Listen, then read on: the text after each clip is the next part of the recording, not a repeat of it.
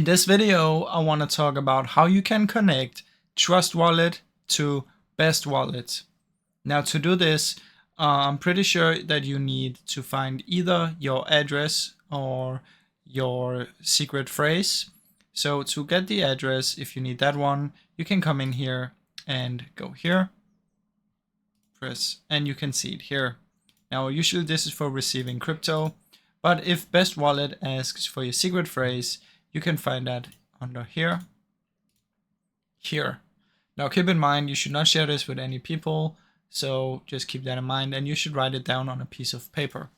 But what you need to do is go to Best Wallet, sign up, and then click Connect an existing wallet.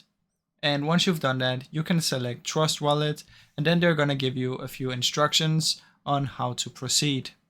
Now make sure you have both open so you can do it at the same time, and that's basically how that works. Now I really hope you enjoyed this short video. If you did, please leave a like and subscribe, as it helps me out a ton. Thank you so much for watching.